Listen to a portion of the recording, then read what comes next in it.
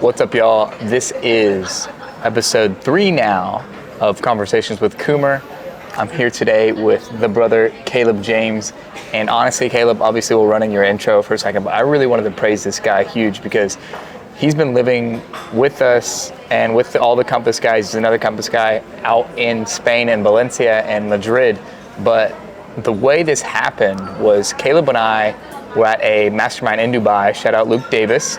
I was running that one. I've met Caleb previously in Miami, but Caleb literally in Dubai is like, man, like I'm in Kansas, I'm in Wichita, like I really don't want to be out there. Like I want to get this. And one of the other guys just, shout out Leo. I don't know how serious, Leo. I don't know how serious Leo was, but Leo's like, oh, why don't you talk to Will about it? Or why don't you go do this? And he's like, okay, yeah, I will. And meanwhile, I didn't know this. But then literally what was probably half an hour later, 45 minutes later, he's like, comes to me, he's like, Will, I want to go to Spain. What's up? And so synchronicity is as synchronicity does. Literally, I was talking to another guy and he's like, oh, I want one more roommate to go. Boom, boom, boom, boom, boom. And I'm like, okay, here's another Compass guy that's also going to be there. Why don't you talk? And before the end of the day, they booked their Airbnb and we're set, and that's how he made it out here. So it was a big send, and literally only have worked in person in stateside. So this was your first venture outwards. I did all the in-person sales for the business up until that point, and it was funny because I literally only gave myself like 12 days to hire a project manager, to pack up my room, and literally like change the direction of my life.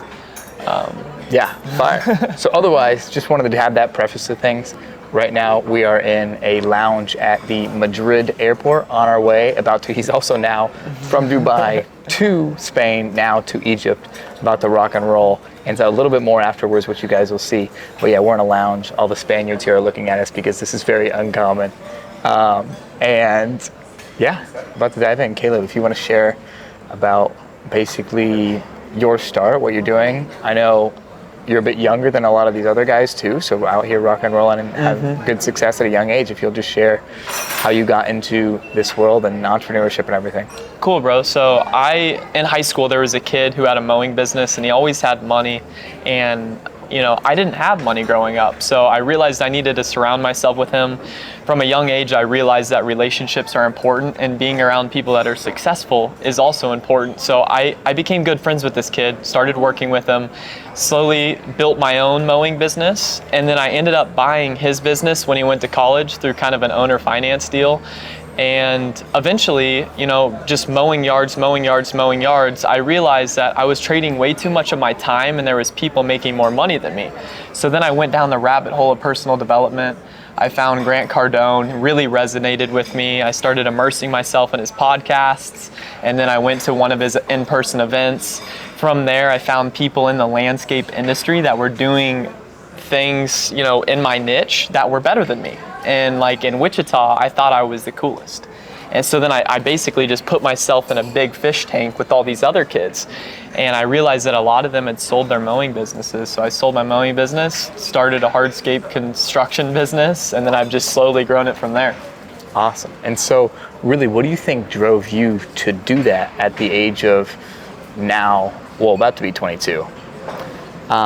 Whereas all these other kids are going to college and has allowed you to succeed at the level that you are right now, and also the ability to obviously travel and go to these cool places as compared to maybe anybody else your age. Yeah, so I really think it was because of my childhood. I had a single mom growing up. My dad didn't live with us. He lived in a different state, so I didn't see him much. I saw my mom, working her job, and then she'd come home, cook, clean, and then she was getting her master's degree, and she was always working super hard, and we always had a money problem. So, at the time it felt painful, but yin and yang, that there's a benefit that comes with that as well, and it made me grow up quick and take responsibility quick, and I had to go hustle. I had to go get it. I had to figure it out. Sweet. Awesome. And then if you had to answer why this and why this way, what is the reason that Caleb chooses to live this life? Obviously there was that past pain that has allowed you to do this, but why do you want to live in this way? It's internally, I have to do these things to be at peace. I have to live a hard life. I have to live a risky life. I have to live a different life to be at peace within me. And I do this because I want freedom, and I believe that every single person believes freedom. I don't believe that anybody should be told what to do. I think that we get to create our own world and create that for ourselves. And so from a young age, I've just realized that, hey, I'm gonna build my own life, and I'm gonna just surround everybody with complete abundance. Awesome. That's sweet.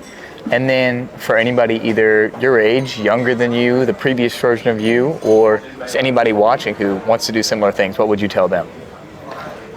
In the moment, for the 2 years that I was mowing the yards, like, stuff wasn't coming my way.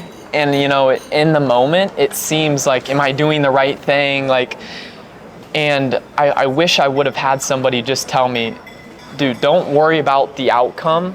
Focus on the daily inputs and focus on what you can control, and then that output will come. And I was just watching a Brad Lee video, and he was like, a lot of people tell you to set these big, massive goals, but what happens when you set these big goals is when you come up short, you're not winning. So why don't you set these small goals, these small daily input goals, and then start hitting them, start winning, and then just start, increasing them, and then you're a winner, and then it starts going into everything.